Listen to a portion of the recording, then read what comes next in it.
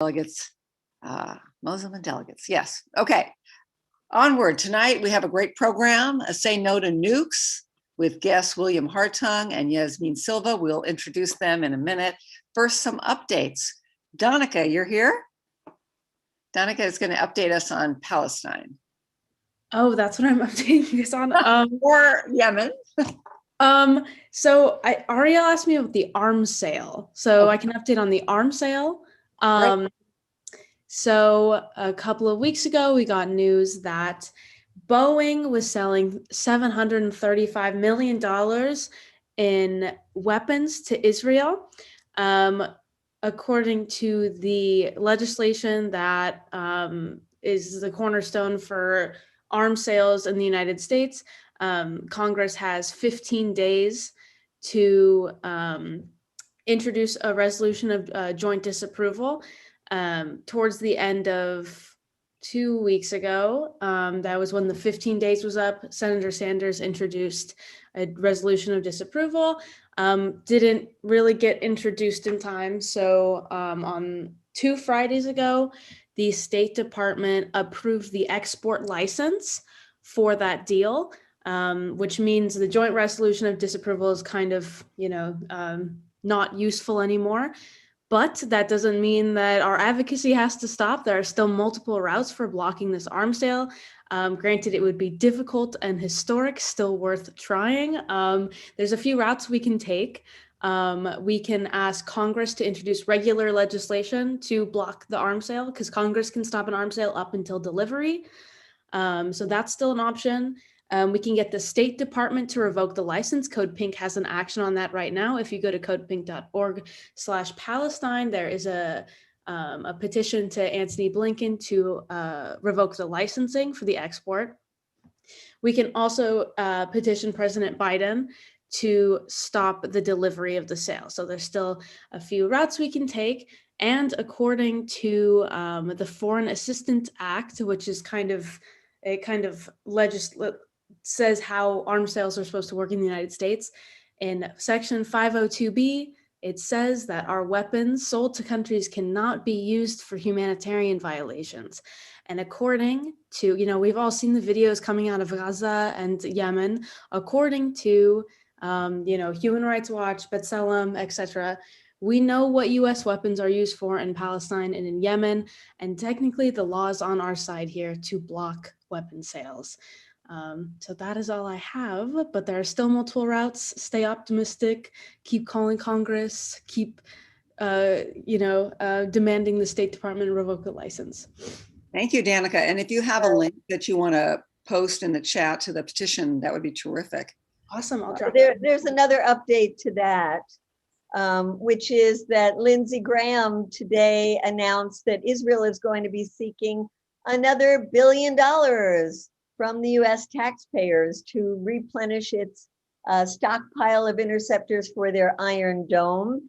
And also we think that it is going to include more bombs that they have depleted or used a lot of them up in killing over 200 people in Gaza, including 66 children.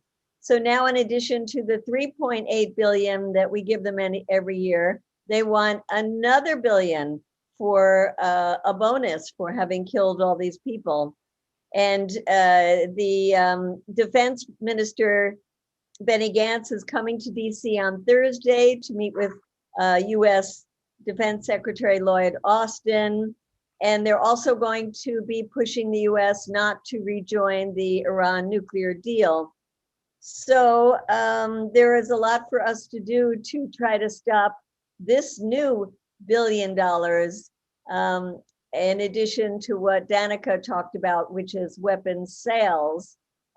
This one seems like it's going to be another US taxpayer funded $1 billion. It is quite remarkable. While we are out on the streets protesting the massacre of people in Palestine, the Israeli defense minister is on his way here to ask for even more money. Thank you, Medea. Yes, we have to push back hard on that. And on a more positive note, the Biden administration has decided to reopen the consulate in Jerusalem, which in the past has been open, served the Palestinians. So something. There's a caveat to that one too, Oh Marcy. no, oh no. Which is that it's very hard for people in the West Bank and impossible for people in Gaza to even get to that consulate. So even if you have an appointment, we have friends who have had to scale walls and do all kinds of things just to try to get to the consulate. And Medea, the latest I hear is that Tony Blinken has promised about a $75 million aid to Palestine to rebuild back after the Gaza massacre. And so there we are. What do we say about that? I mean, we give so much more money to give the weapons to Israel to keep doing the massacres, and then some crumbs go to the people of Palestine. Yeah, absolutely. Yeah, $4 billion a year for Israel. All right, let's move over to Hania, back to Hania for an update on Afghanistan. Thank you. Well, the American troops are set to be out of Afghanistan by early mid-July, well ahead of President Biden's September 11 deadline, and the withdrawal of the U.S. Troops is nearly at the halfway point.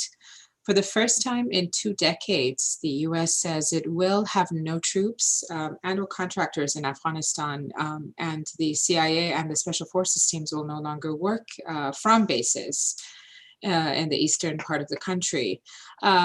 Representatives of warring parties in Afghanistan are set to return to the negotiating table in Qatar this week to discuss, among other pressing issues, a de-escalation of Afghan violence as international forces continue to withdraw from Afghanistan. So that's all I have for you, Marcy.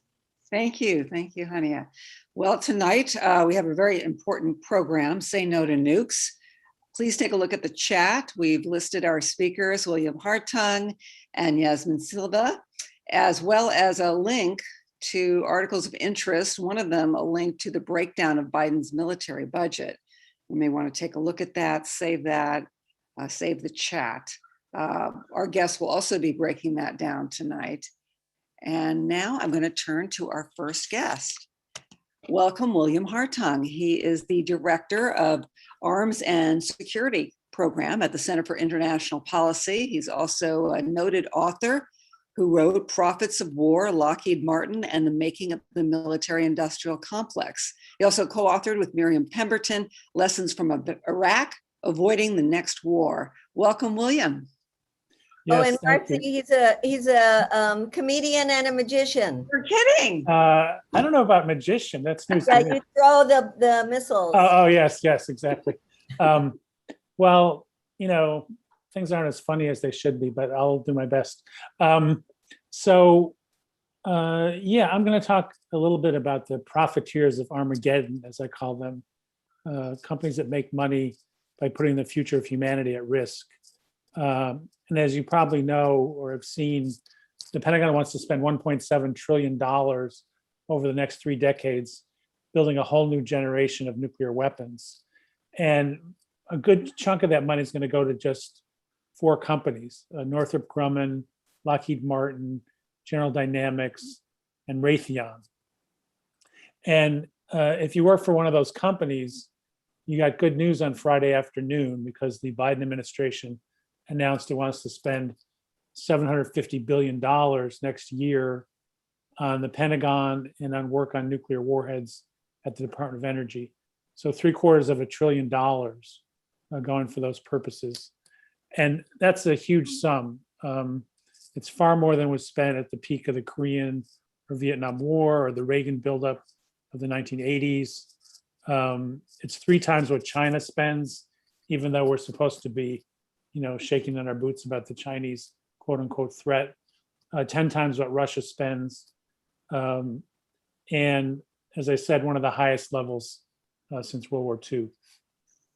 So within that, about half of that goes to contractors. The top 5 alone got $150 billion last year. about 20% of the Pentagon budget.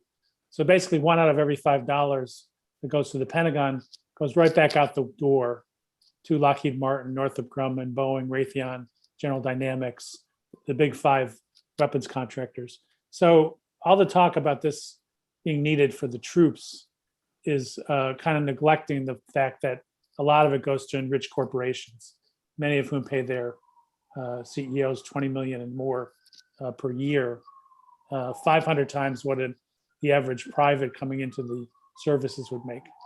And if you hear sirens, it's because I'm in New York City. But in terms of the nuclear weapon spending itself, by a conservative estimate, there's about $43 billion in the current budget proposal, both for nuclear delivery vehicles and for nuclear warheads. So that's comparable to the budget for the State Department, which is just underscoring how skewed our priorities are at the moment. And they're going to double spending on the new intercontinental ballistic missile, which is being built by Northrop Grumman. They're going to spend $5 billion on a ballistic missile submarine built by General Dynamics, $3 billion on a bomber built by Northrop Grumman, $2.6 billion on the ICBM I mentioned, also built by Northrop Grumman, $1.6 billion for new submarine-launched ballistic missiles built by Lockheed Martin. And then there's an air-launched cruise missile built by Raytheon for the bargain price of about $600 million next year. And so those are just kind of the down payments on what's going to be this huge surge of spending until we stop it, that is. And there's a new Congressional Budget Office report that said just in this decade, $634 billion will be spent on nuclear weapons, which is a 28% increase from last time they looked at this. So there's more weapons in the pipeline, there's more cost overruns, there's more nuclear weapons activity, all of which is resulting in this surge in spending. So basically, we've got this exorbitant nuclear weapons buildup, which is starving many other priorities that we have, be it the pandemic, be it dealing with climate change, deal it with economic inequality, racial economic injustice. We're spending half of our discretionary budget on the Pentagon and a good portion of that on nuclear weapons. So why is this happening? Of course, part of it is Cold War thinking, the kind of urge to dominate the globe militarily, all the kind of machinations of the nuclear elite that come up with these strategies. But a lot of it has to do with money. And in particular, I was going to look at the ICBM lobby as one example. William Perry has called the ICBMs one of the most dangerous weapons in the world because in a morning of an attack, the president would have minutes to decide whether to launch these things, which would greatly increase the risk of an accidental nuclear war. So all nuclear weapons are dangerous. All of them need to be eliminated. But within that, the ICBM is even more dangerous in some respects than the others. So you've got a powerful lobby in Congress and industry to keep the money flowing for this. And in the Senate, you've got the ICBM coalition, which is senators from states that house ICBM bases or major development activity for ICBM. So the senators from Montana, Wyoming, North Dakota, and Utah, relatively small states. 7 of 8 of them are now Republicans. The Democrat is John Tester, who runs the Defense Appropriations Subcommittee, so a very powerful player in all this. So those senators have gotten $1.2 million over the last decade from the major ICBM contractors, Northrop Grumman and its subcontractors. And that investment has paid off for the companies because this coalition has blocked what would have been deeper cuts in ICBMs under New START. They've refused to let the Pentagon destroy the unused silos and what's called warm status in case there's a buildup. They could put more missiles there. They've blocked studies of alternatives to the ICBM or any efforts to reduce the budget. So they've been sort of on the front lines of keeping any changes from happening in spending on these dangerous weapons. And then, of course, there's Northrop Grumman itself, which spent $15 million on members of the Strategic Forces subcommittees and the Defense Appropriations committees in the House and Senate. So they focus on the ICBM coalition, and they focus on the members who control the money, who can decide how much we're going to spend on nuclear weapons. The same company spent $120 million on lobbying just in the last 2 years, and they have 380 lobbyists amongst them. So not quite one for every member of Congress, but they're getting there. Most of them come through the revolving door. They worked in Congress, they worked in the Pentagon, they worked in the National Security Council, so they can turn around and lobby their former colleagues on behalf of these companies, and they do so quite effectively. And just one example, which you may be familiar with, even if you look at the Secretary of Defense, James Mattis was on the board of General Dynamics, which builds the new ballistic missile submarine. Mark Esper was at Raytheon, their chief lobbyist, which makes the air-launched nuclear cruise missile. Patrick Shanahan was at Boeing, which does missile defense components for nuclear weapons. And now we've got Lloyd Austin, who came straight from the board of Raytheon. So it starts at the top, the revolving door of people going into government from the corporations, and then coming to the corporations from government. They've got this little bubble of lobbying that goes on. So the last thing I'll say is, whenever we question these things, they use the J word, jobs. It's all about jobs. And even if it's a bad idea, how could you possibly put somebody out of work just to save humanity? So that's the first thing. It's an obscene trade-off to say, to save a few thousand jobs, we should, build these weapons that could end life as we know it. But in Washington, this argument still has some clout. And so it's true, there's some jobs involved. There's a few thousand jobs at each of the ICBM bases. Northrop Grumman says there's 10,000 jobs developing this thing. But those 10,000 jobs, first of all, it's likely an exaggeration. They haven't proven where these jobs are. But even if all of them were there, there's a workforce in the United States of 160 million people. So that's less than 1/100th of 1% of the labor force.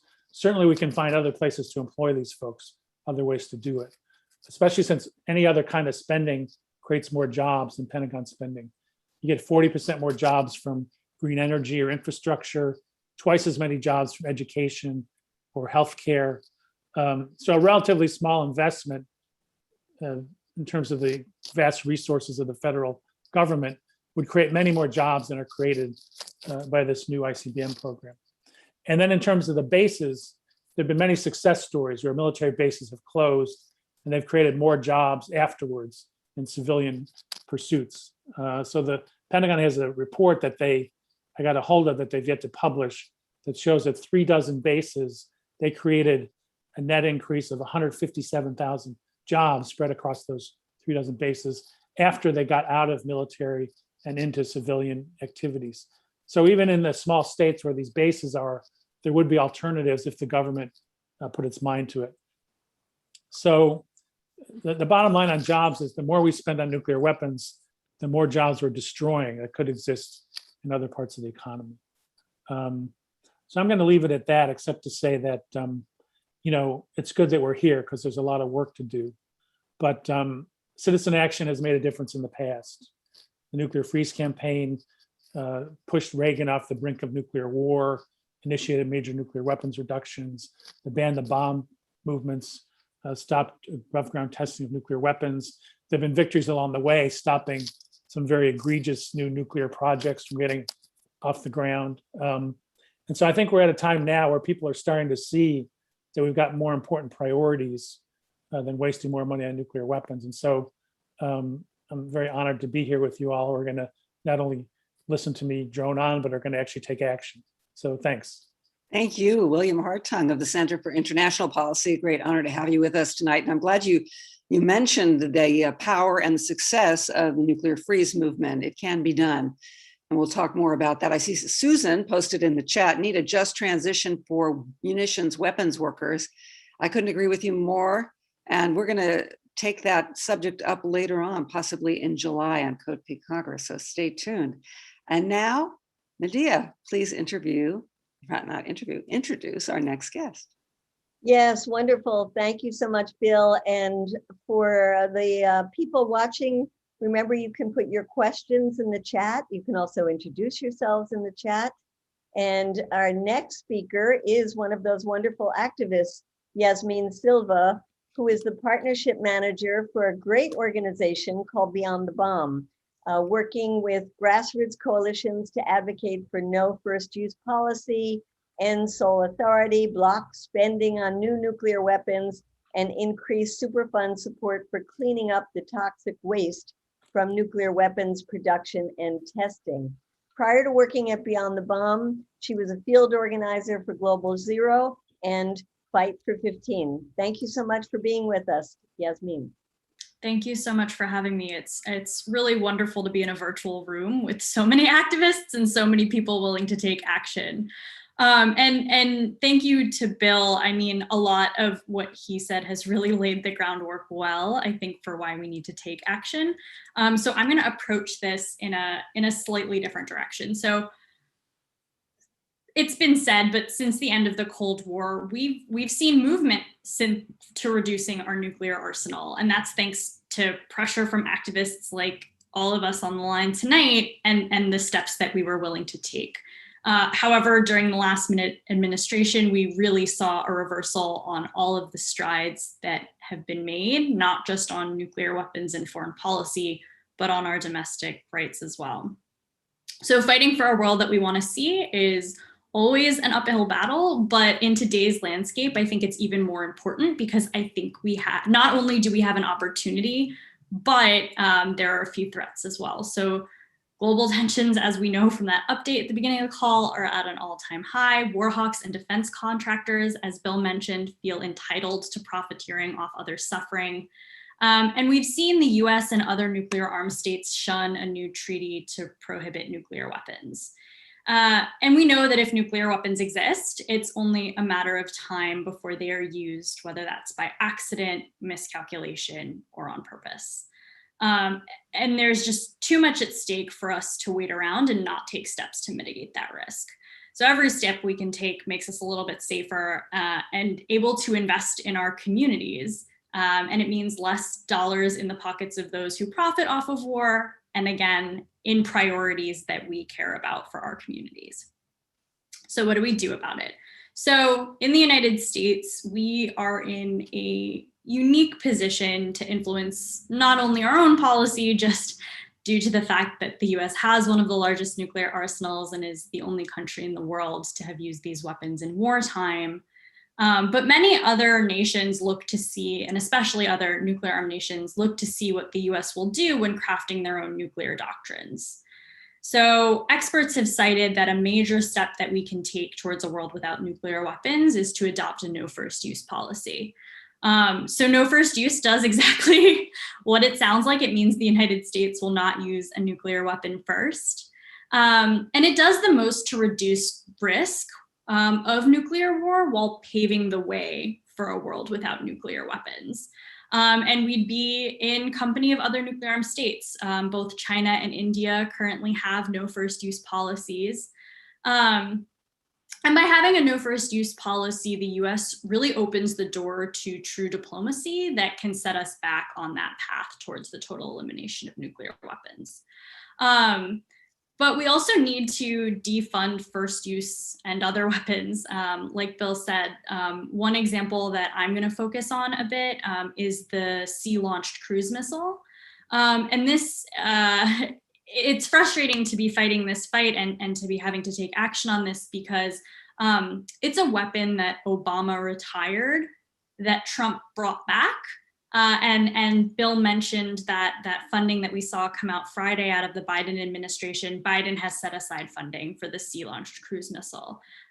So truly not sure why this is back on the table and why we have to be fighting this fight, but I do think it is a red line that we need to be fighting. And the time is now, right? On the opportunity side, we have an administration who, while they're not exactly where we want them to be, is set to review our nuclear weapons. There's a summit coming up between Biden and Putin to begin dialogues on things like this. But so that's on the opportunity side and where we can make strides. But on the urgent side, we also have an administration that is hostile to other nuclear powers. I'm thinking China and potential nuclear powers like Iran. And antagonizing can only get us so far, especially while we maintain US hegemony through nuclear weapons and posturing. So if there is a time to be bold and to have a loud cry from those of us here in the United States to shift our priorities from waging and funding war to celebrating and funding life, I think now is the time. So what can we do? So thankfully, we have some champions in Congress who've taken up the fight that we can support and encourage other representatives to get on board, which is exactly what we're doing here tonight. So Senator Elizabeth Warren and Representative Adam Smith have introduced legislation for the US to adopt a no first use policy. And we know this is just the beginning, but no first use is a crucial step to setting the US on the path, like I said, to working with other nuclear armed states and eliminating nuclear weapons. And the thing that I hear the most when we set up lobby meetings or when representatives get back to us is they don't think that nuclear weapons is something their constituents care about, especially on the foreign policy side. And I know that's frustrating for those of us working on it to hear, but I think that that's why us keeping that drumbeat of calls, of letters, of emails up is one of the ways that we're going to get this. And so in conjunction with no first use, there's also legislation that cuts the funding for that sea launch cruise missile that I mentioned and that Bill laid out where the funding was coming from. And that's from Representative Courtney and Senator Van Hollen. And so we have to encourage our representatives to co-sponsor both of these bills. I mean, there are so many bills on the table, but these two, I think in conjunction, really do set out that really bold agenda and draw that red line in the sand that we need in order to make strides on other pieces of nuclear policy. And I think they complement each other very well. So while we are advocating for these clear policy goals, I also, and this kind of gets to the job question a little bit, I think that came up during Bill's presentation, but I think it's extremely important that we're lifting up other important work for change that's happening here in the United States as well. Nuclear weapons are just one facet of the militarism that we see deployed on our streets through hyper-militarized police forces, and funding that goes into nuclear weapons could be much better spent on healthcare or education or transitioning to green and renewable energy. And we can't be thinking and talking about nuclear weapons alone. It's going to take a robust intersectional movement to eliminate all of these systems of oppressions that have gotten us here in the first place. And I think thinking about the Green New Deal and that future that we want, that nuclear weapons free future, incorporates all of those other fabulous progressive changes that we need. So I'll leave it there, but really excited to be here with you all tonight. Thank you so much, Yasmeen Silva with Beyond the Bomb. We're going to take some questions from the chat now. Before that, however, I do want to point to some of the things we've already posted in the chat, and maybe Mary, if you can repost them. Mary Miller is navigating the tech for us. We appreciate you, Mary. Medea and I co-authored an article, Meet the Nuke Caucus, Busting the Budget and Making the World Less Safe. If you want to learn more about who these characters are, who in Congress are driving this with some success, take a look at that. Again, we have the breakdown of the military budget. Bill mentioned that there's about $43 billion in the budget for new nuclear weapons. Some of that for what they're calling euphemistically the ground-based strategic deterrent. That's 600 new intercontinental ballistic missiles, underground missiles on high alert in those states, North Dakota, Wyoming, and Colorado. So having said that, let's go to our Q&A, and Hania and Medea are going to host that. So first question. Sure. Medea, did you want to go ahead and ask the two important questions that you brought up to both of our speakers, or shall I begin? Well, okay, I'll start. I had one for Bill about the no first use as a strategy, because we do hear that there are many people in the anti-nuke world who are not happy with that as a strategy and think we should just go for abolition. And I want to bring in here what Tad Daly, somebody who's worked on this for so long, has brought up. What about just focusing on one of the of the triad and making it just around the submarines, and couldn't, what do you think about that as a strategy? And then for Yasmeen, it was, how do you get young people to even know that this is an issue, and to understand what a existential threat it is and to get involved? All right. Well, I think no first use is one way at it, because as Yasmeen pointed out, it's partly about relations with the other nuclear powers and how to jumpstart talks on nuclear reductions. But I think there's no downside to doing broad-based education on abolishing nuclear weapons. I mean, that's the ultimate goal. So I have no issue with that. I focused on the land-based ICBM because it's, as I said, it's on hair trigger alert, and it is more likely to trigger a accidental nuclear war. The submarines are more expensive, and so they of the nuclear triad, it's soaking up the most of our tax dollars. But I think in Congress, it's a harder thing to target, but we shouldn't always just be limited to what Congress wants or is likely to do at the moment, because if we did that, we wouldn't get anything done. So anyway, so that's my sense. Yasmeen may have more on the no first use. And I mean, I'm young, I'm involved. I don't, No, I think you're exactly right. I don't think it's either or. I think we need voices coming from all positions, as long as they're not advocating for more nuclear weapons or the status quo, right? I think that this is my personal belief. I want to see the abolition of nuclear weapons. I don't think we're gonna go from where we are right now to the total abolition of nuclear weapons. And so for me, presenting no first use is that intermediary step that is kind of the first domino that gets us there.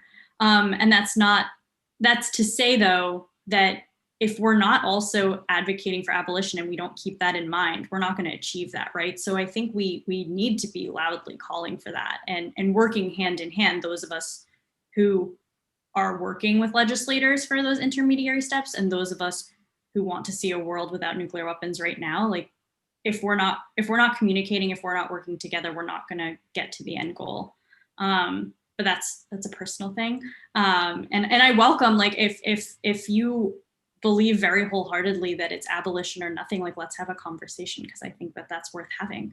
In terms of getting young people involved, I think that that's a lot of what the end of my remarks were kind of driving at, in a way, is I think, to be frank, nuclear weapons are really hidden. They're a hidden issue. And if we're meeting people where they're at, it's not something that I or a lot of folks my age or younger especially are getting education on. Or if they were exposed to it, it was under the auspice of Trump, right? And this idea that, oh, a madman has these codes, but now it's different and it's better because we don't have a madman in the White House. And so we need to be finding ways to plug in with things that they care about. And I think nuclear weapons are intrinsically linked to every other progressive item that we care about. Whether that's, again, like overfunding for the military, whether that's environmental justice. Actually, I'm wearing a climate justice shirt right now, right? Like, I think that all of these things are so interwoven, and it's about meeting people where they're at. And not saying you have to drop everything else you're working, like, because there are so many other existential threats. Nuclear weapons aren't the only one. We need, like, poverty is an existential threat, right? Like, folks can't afford their bills. Like, if you can't afford your healthcare, who am I to go in and tell you, no, you need to drop everything and work on nuclear weapons? I think it's a question of giving them ways to plug in. And I think the budget is an amazing way to do that. I think if people care about like hyper-militarization of police, if we're talking about the funding that goes there, if we're talking about the culture of war, there are so many ways to meet people where they're at with this issue. I think it's just about getting creative and having those having the time to have those conversations, really. Thank you so much, Yasmeen. Another point that was brought up by one of our audience members here is that you mentioned that since the end of Cold War, we have seen more of a move towards reduction in the nuclear weapons, and that was reversed during the Trump administration. It was the Obama regime that really originated the 1.7 trillion upgrade on the nuclear arsenal. Can you elaborate on that for us a little bit? Definitely. So, and maybe Bill will know better than I do, but my understanding of the modernization is it's replacing warheads. It's not creating new ones. So the idea is we're retiring old ones. So I think it's deployed warheads remain the same, and the retired warheads increase. And that's my understanding of it. But happy to have someone else jump in if I'm not correct on that. Yeah, well, I would like to just jump in with one thought, and that is when we were working on this article, Meet the Nuke Caucus, I kept struggling with this term, nuclear modernization, and I'd like to see us reject it and not use it at all and just call it nuclear rearmament, because to build 600 new ICBM missiles is nuclear rearmament, my thought. Bill. Yeah, the Pentagon's plan to build a new generation of nuclear weapons was already well in the works, and it got a boost under Obama, partly because, especially with the nuclear warhead side, he wanted to buy off Republicans in Congress to get them to support New START. So he made what I consider a bad bargain by saying, yeah, we'll get New START, but we'll pour more money into the nuclear weapons complex. So it does definitely predate Trump. Trump added some additional egregious elements himself. And of course, he was more vocal and more unhinged. But as Yasmeen said, or implied anyway, we're not safe with nuclear weapons in anybody's hands.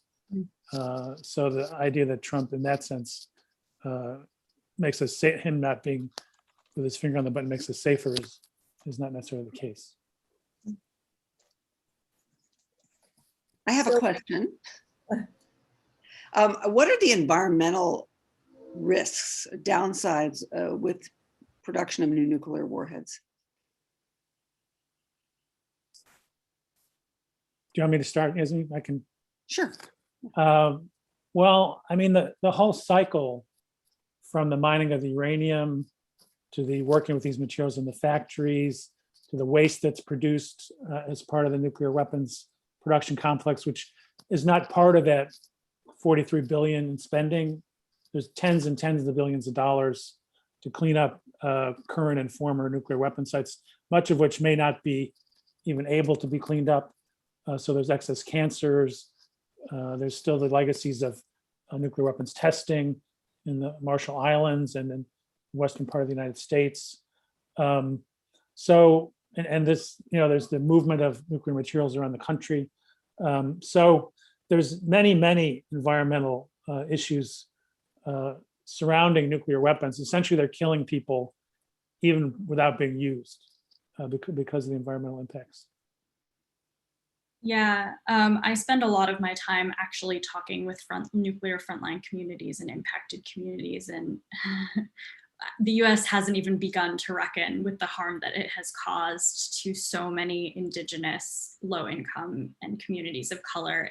The idea that Aiken, South Carolina, the Savannah River site, where some of these new pits, these nuclear pits would be produced, is considered one of the most contaminated places on Earth, and we're considering just continuing with that cycle. Really blows my mind, given the incredible, horrific health impacts that it has. So you're saying to produce these new nuclear warhead pits will create more environmental waste, radioactive waste that has to be buried? Yeah, and we haven't figured out a long-term storage solution. So if anything, it's going to communities that have already had midterm storage that were only supposed to be there for 10, 15, 20 years. And now we're 50 plus years on and they're taking on more waste because we just don't have a solution for it. Yeah, it's incredible in the worst way possible. I raise that only because it seems like a natural connection with the environmental movement, the sunrise movement that we could make. Thank you. So we have two questions that are related to the Non-Proliferation Treaty.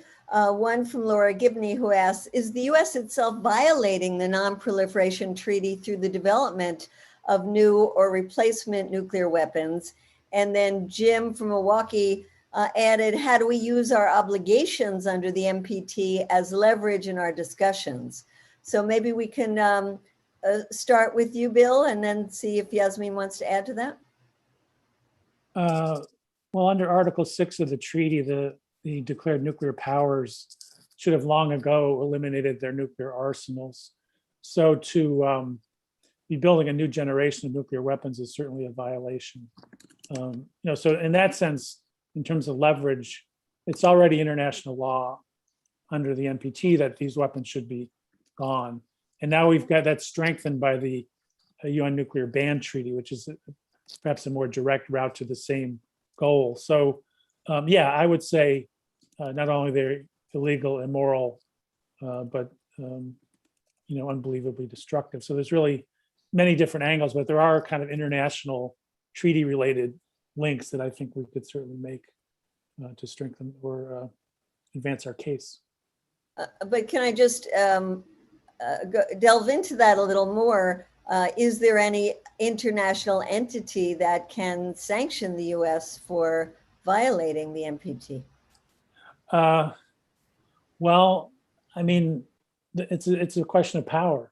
I mean, in theory, the United Nations could do it, but of course, you've got the Security Council, you've got the veto power, and the main nuclear powers are all on the Security Council with veto power. So, I think you could have an international body like there was a ruling in The Hague about the illegality of nuclear weapons, but the problem is enforcement of international law. That's really where we're missing the power to make that happen, which is why a lot of it falls back to these fights country by country.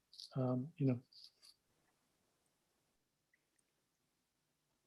have a question. Where is most of the radioactive waste buried? So depends, because some of it isn't necessarily buried. I mean, it depends region by region. There are different storage sites That pertain to nuclear weapons. that pertain to nuclear weapons. Hanford in Washington State is huge. There's a processing facility in Idaho. There are it's complicated, right? Because there's different, as Bill mentioned, there are different points of the process. And so there's different waste from different points of the process. And some of that has now been mixed in with nuclear energy waste, even though they're classified different. So there's a bunch also in New Mexico. There are a bunch of pits and other things from a lot of the uranium mining. Actually, I currently, with a few other women in the nuclear space, we're working on mapping all of this because we think it's really important to have this comprehensive resource.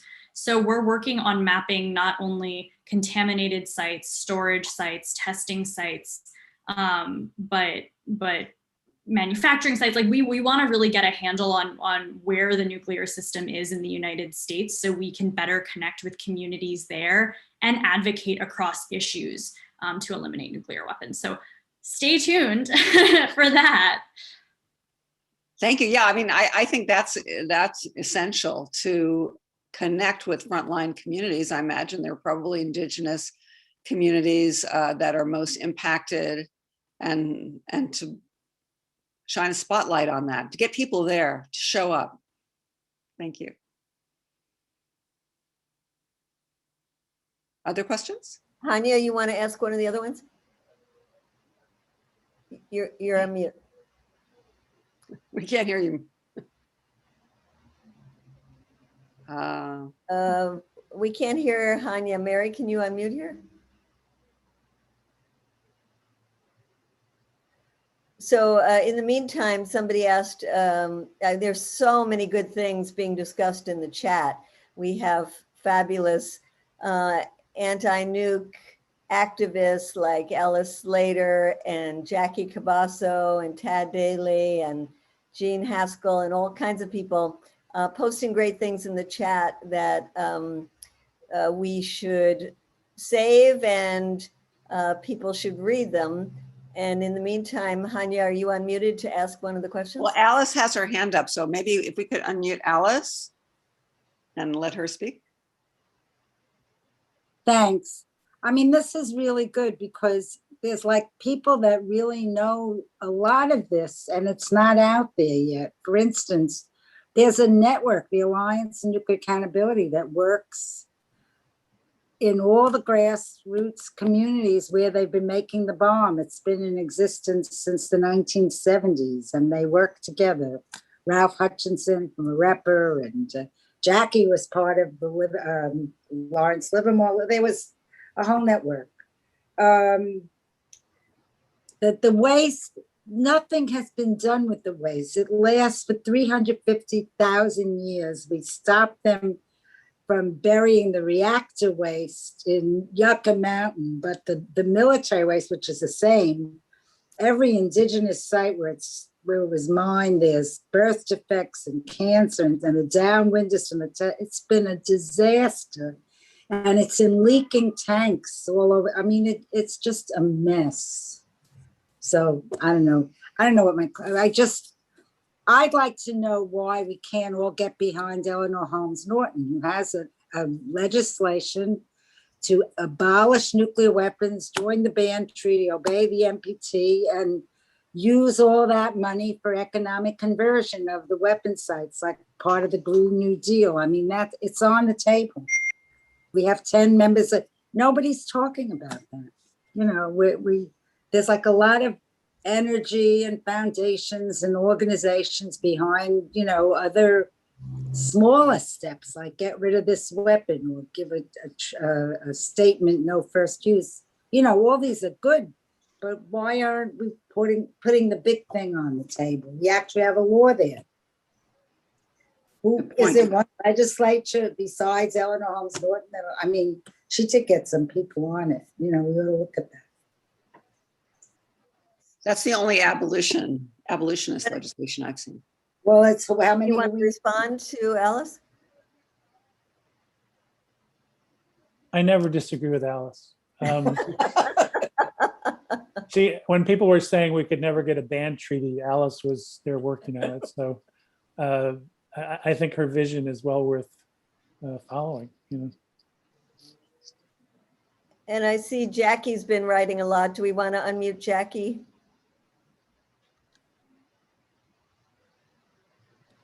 We're having a bit of a problem with that. Yasmeen, do you want to respond? So it's sad because I'm of this panel and of most of you, I'm probably one of the younger people, and yet I might be one of the most cynical, which makes me sad. But and Alice, I always appreciate our conversations because I feel like you do push me to be less cynical. But the cynic, so the optimist in me said, like, I believe we can achieve a world without nuclear weapons. And I think we have to achieve a world without nuclear weapons, right? Like, I think that that's the imperative.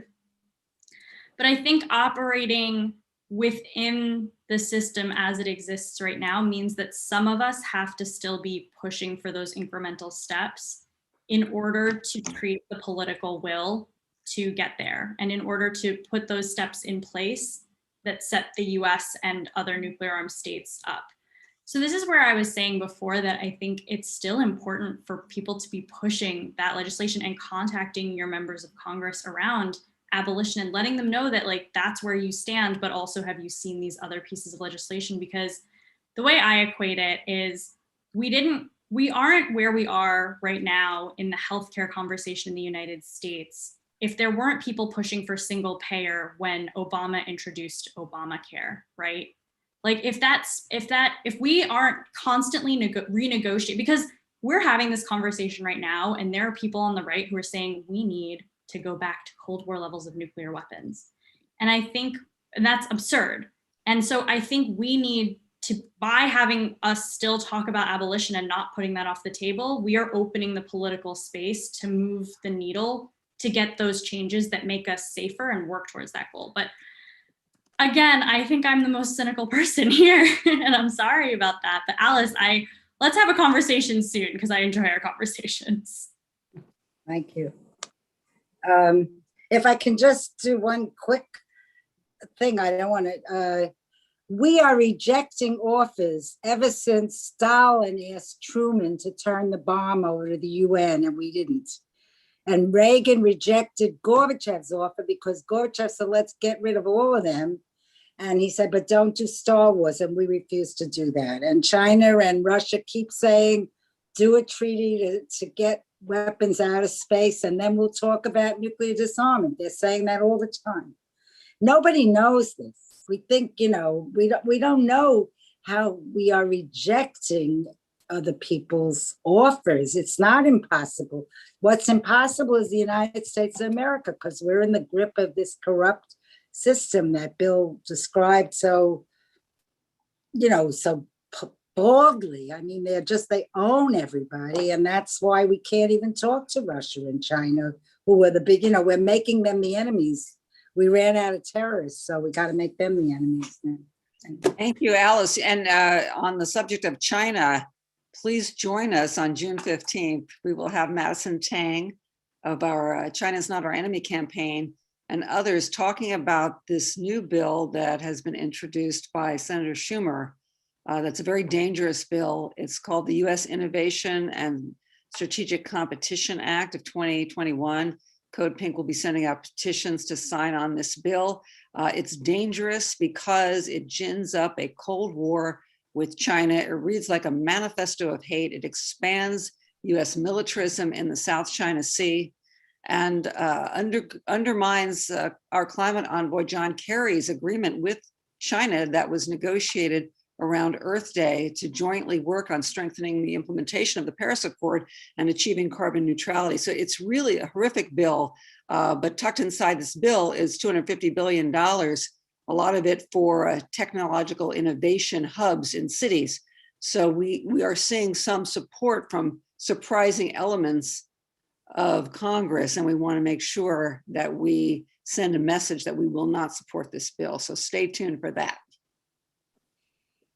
We have a question for you, Yasmeen, a specific one from Tad, who says that he endorses Beyond the Bomb's work on medium-term advocacy as well as long-term vision of abolition.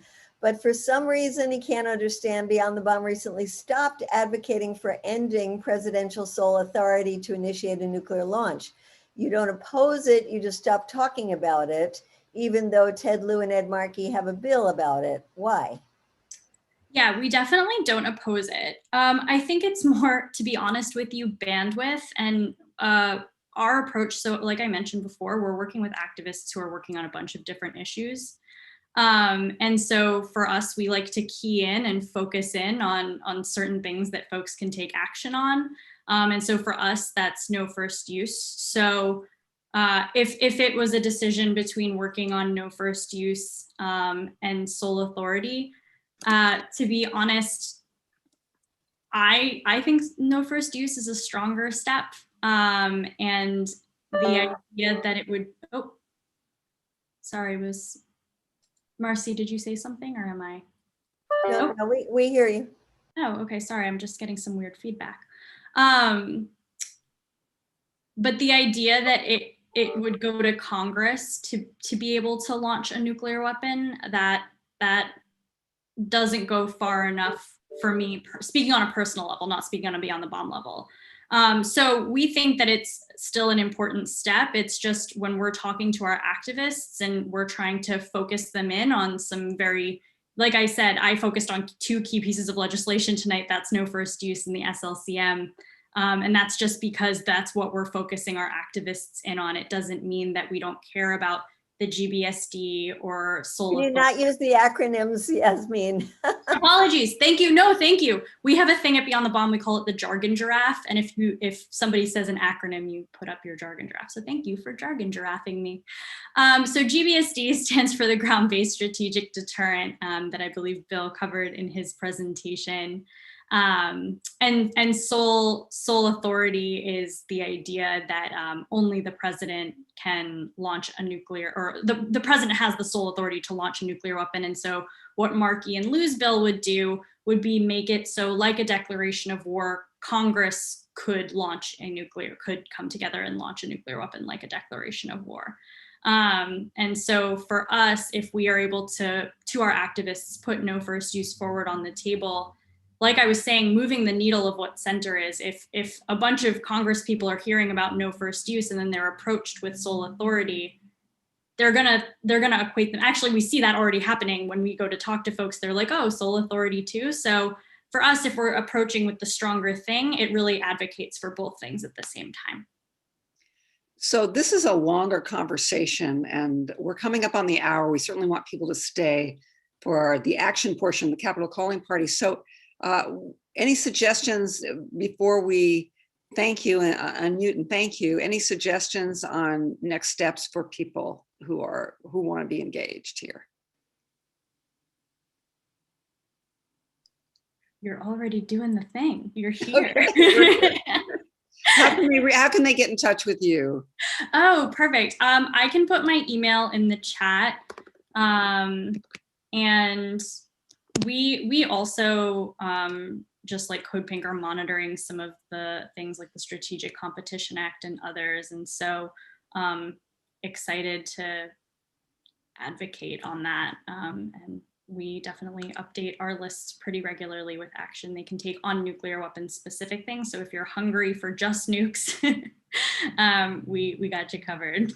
Thank you. And Bill, anything you want to add in terms of next steps or how people might connect with your organization? Well, we're at internationalpolicy.org. And if you go to my part of the page, there's a report on the nuclear weapons lobby. There's a report on CEO compensation in the arms industry.